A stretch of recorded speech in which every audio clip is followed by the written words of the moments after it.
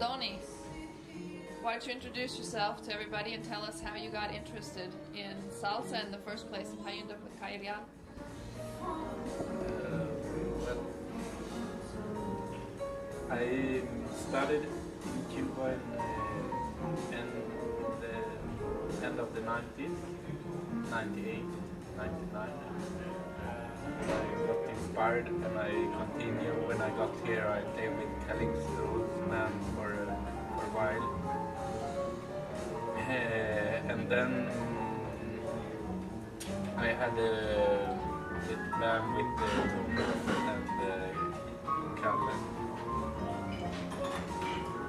And then we joined, Thomas joined Calle Real first and joined.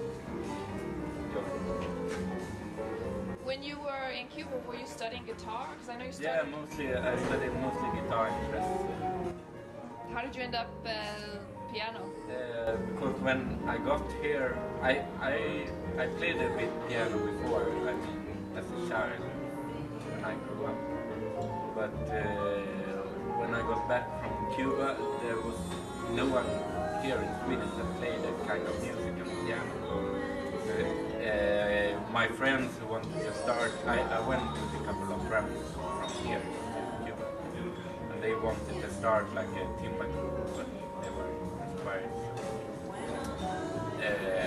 They wanted me to play the piano because I was the only one they know who played it, who possibly could play that kind of music, so I started to pick up some lines. How did you pick up the style of tumbao that they have in Cuba? I mean, it's much more aggressive and interesting, in my opinion, than regular salsa montuno. No, I think it was quite easy since I had been there for almost a year, and I was to all these concerts with everyone, with Paulito and Isaac, and so I picked it up somehow there. Then since I studied also the dress lines are similar to original tumbao playing, so I think it was quite easy then to pick it up. Peter, tell us your story.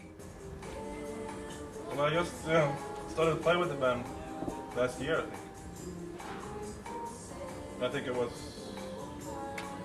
I started to play salsa and timba when I moved to Stockholm. I never played it before, about 5 years ago. And I moved here to study at the Royal College of Music. And I met all these guys who was playing timba and salsa. And I got the opportunity to play with these guys, and it's the top band in all of Europe, I think. And it's great. It's really fun. Kafry. See. Well, I wanted to do something different from like the original. I've been studying music for a lot of years, and I was studying at the Royal College of Music in London, classical trombone, which was really conservative. And after a year, I just had to take a break, and I wanted to do something completely new. And one evening, I met Gunnar out in a club, and he said he'd been in Cuba for a year. And the same evening, I was out with Thomas, because we're old friends since high school. And so we started talking to Gunnar, and I said I want to do something completely different this year. And so Thomas said, well, I'm going in September. I'm going to study music in Havana. You should come. And that was like a month before, and I just decided to come. So I actually went there together with Thomas, and I was studying trombone, some percussion, a little bit of piano as well. In Havana for a year, and I don't think I've been actually more like interested in Brazilian music before that, like so. And I mean, apart from like apart from when I was at the social club, I hadn't heard that much Cuban music. But it's impossible to live in Cuba and not fall in love with the music because it's so much Cuba. So since then, yeah, came back to Stockholm. We formed a group called Salam Aleikum together with some friends. And then after a couple of years, I joined Calle Real.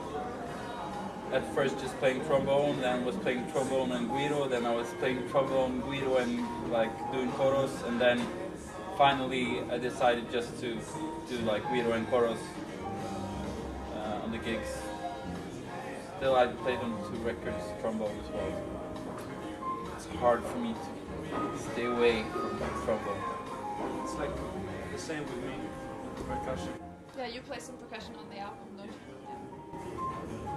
Absolutely.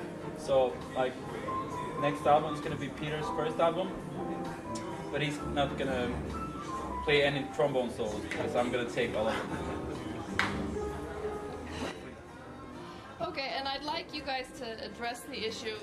Sometime last year I got an email from someone saying that they heard that Calle Real was breaking up, and did I know anything about it? And I said, no, I don't know anything about them breaking up. As far as I know, they're still, you know, going on. So maybe you guys can address that and put your fans' minds at ease. Yeah, well, we're not breaking up. We're like this old marriage that will go on forever. With all the ups and downs and everything like that. So yeah, we're not breaking up.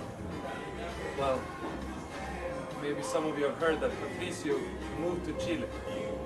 So he's living in Santiago right now. But we still keep the group together. We play. We had some gig without him, and we did some gigs with him as well. So, and we've always been like this, not like different from the Cuban bands, that there's like one leader and you know everybody's like hired musicians in this group. We are like we really are. Are we 12 now? Yeah, 12 people like in the group working together. So actually I started to write some new materials, and then I emailed the songs to Patricio, and we talk about the lyrics, and then maybe he writes something and I come with input and we give each other input. So, and that's the way we have to,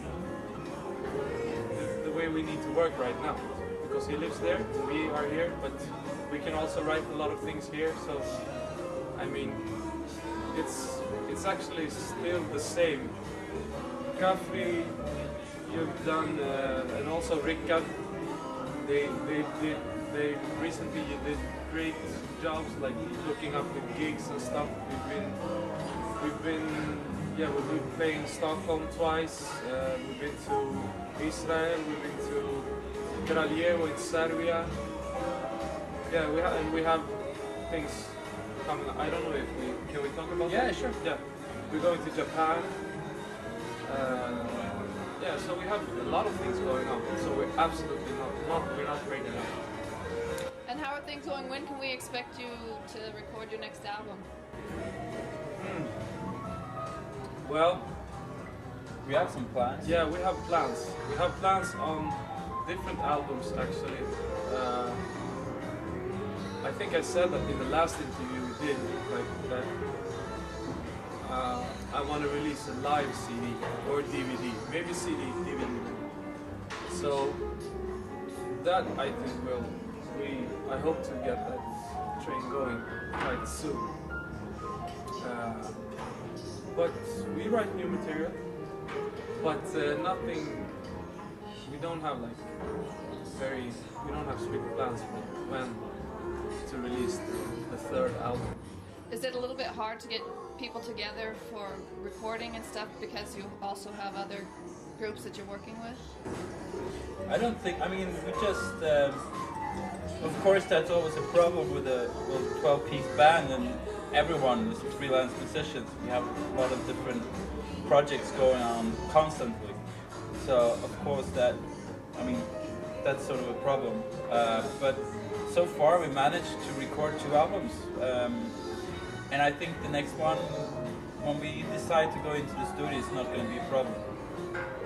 But I think we're still like assembling material, and we're trying to, you know, write. I mean, we all have like new material that we are like working on simultaneously, and so I think when we have assembled that material, we will like go into that process of recording the album and start. Are you gonna finally fulfill El Dony's dream of writing a really good feminist song? Probably yes, because now when Patricio is in Chile, you have to write the lyrics yourself. So then you can do whatever you want.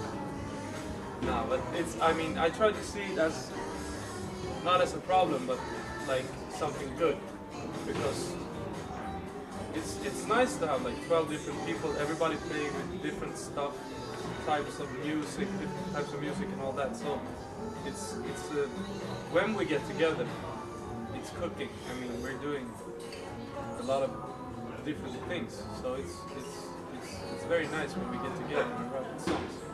And I think as soon as we are like put in the next gear, it will come. And the recording process is not that hard. It's the writing process that is hard.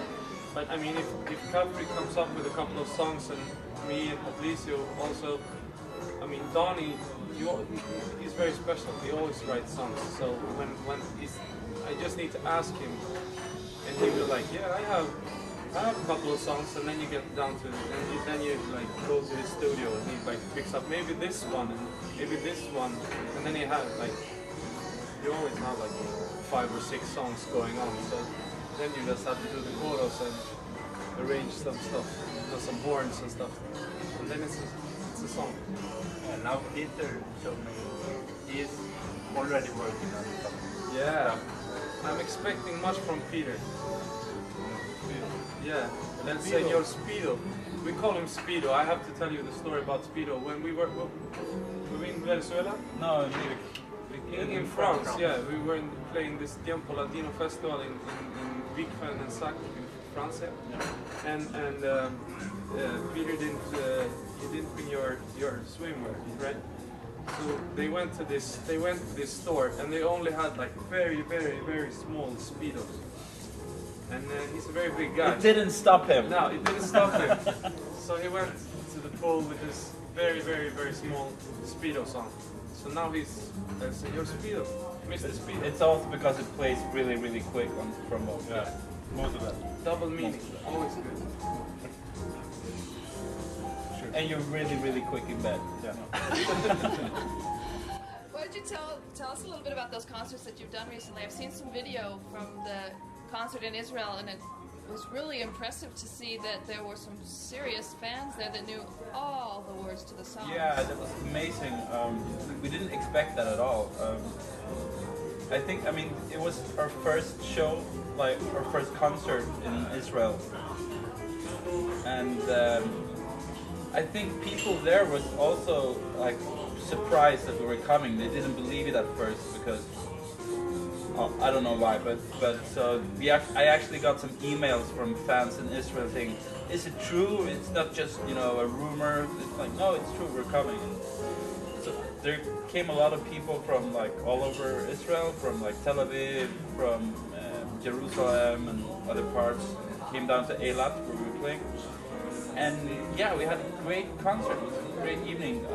It's like people were singing more than Thomas. Yeah. I was just like doing the verse, and then just put the mic out, and the audience, they were like singing the whole. They were in charge. Thing. Yeah. No, it was incredible actually. I was so amazed. Easy work, but no, it was amazing. I didn't know they even heard us before. So. And it's interesting as well because we haven't released like really none of our albums in either Israel or in Serbia, and Serbia was also the same thing. It came like busloads of people from Belgrade out to this small village called Calle Real. And yeah, it's like a great reception. We had like, A lot of love. Yeah, a lot of love. Yeah, like, really nice. Great. So it's been really interesting because we've done those 2 shows recently, and now we have the Japan tour. So we're gonna do like 5 shows in Japan in August, and it's the same thing there. Really, we haven't released, so we're doing it as a promotion tour. So we're planning on releasing the album or the albums pretty soon in Japan. We're working on that right now. I have a question for each of you. What is the last song you listened to before you got here? If it was today or yesterday, what was the last song? It doesn't have to be salsa, it doesn't have to be timba. The last thing you were listening to. Yeah, I heard something on the radio in my car on the way here, but I don't know what song actually. I heard it was a lot of nice reggae tracks. I think it was some kind of reggae program. I don't know. Dony?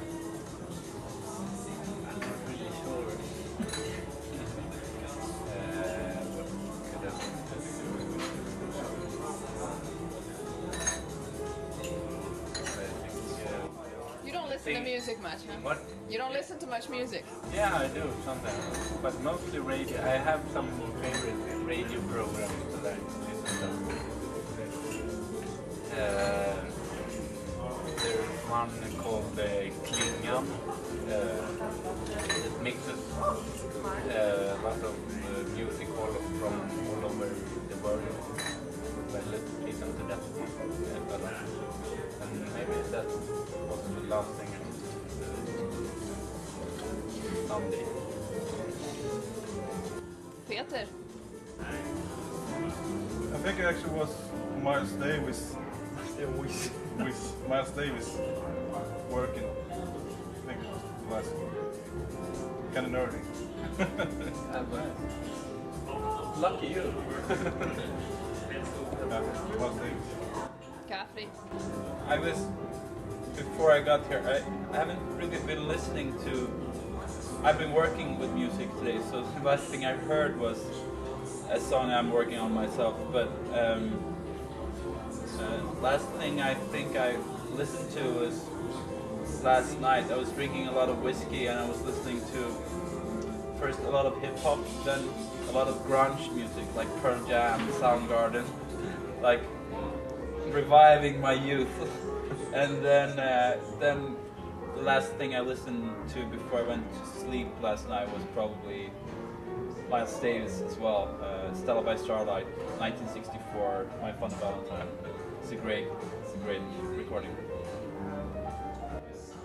And in terms of timba, what are if you guys even, I don't even know if you listen to it normally or not. But We're so disappointed. None of us listen to Timba. no, that's okay. I don't expect you guys to be listening. Since you're musicians, I expect you to listen to a lot of stuff. But what right now, because you know how you get like hooked on something, like maybe, oh, I've got this old Manolin CD out that I've been listening to or whatever. What is it that, the most current, stuff that you're into timba-wise? Well, I don't know. I mean, if I listen quite a lot to Timba actually. Every time I'm a bit down or something, I always listen to it because it makes me happy.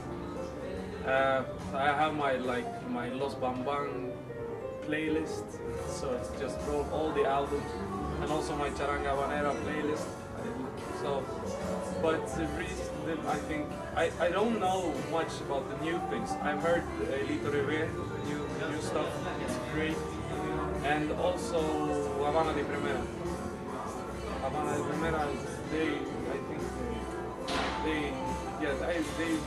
are really good. I have to say, it's good work, Alexander. Great. So yeah, I got like 4 new songs I think from the DJ in Argentina.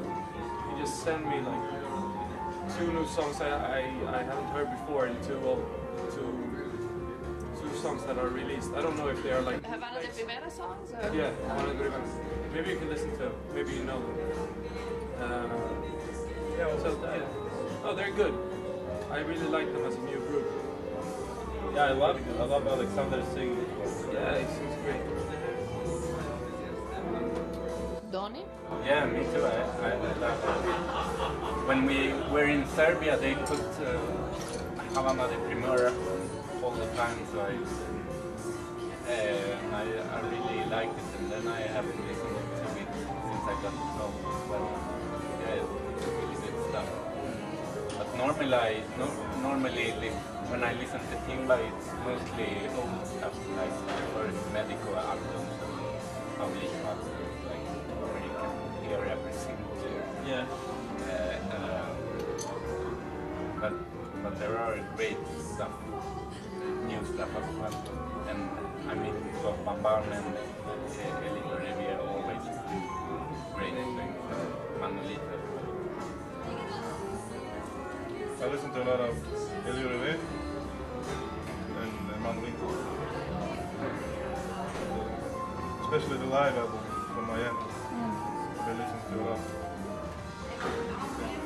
Just to He's got a new song out now too, actually. Yeah, I haven't heard it.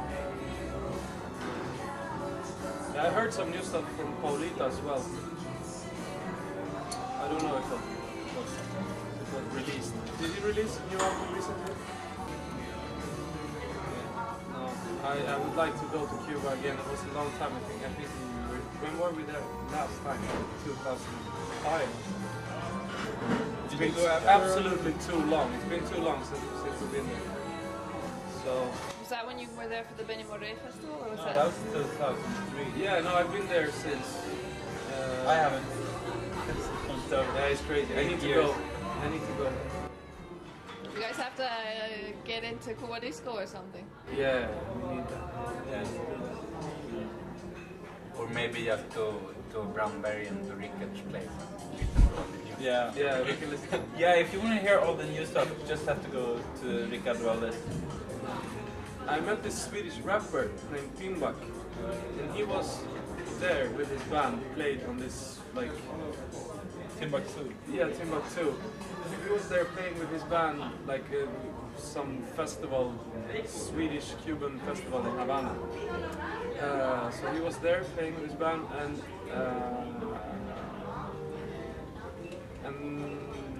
he told me that they played like one was I don't know which one. He didn't know which one, but the Calle Real song on the radio and stuff like that in Havana.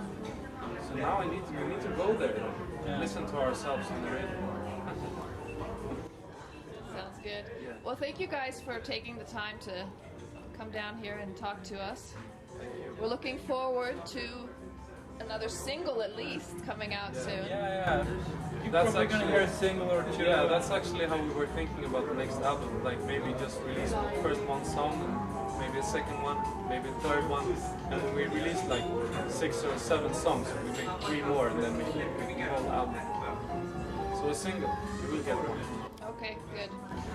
You will be the first one. Yeah.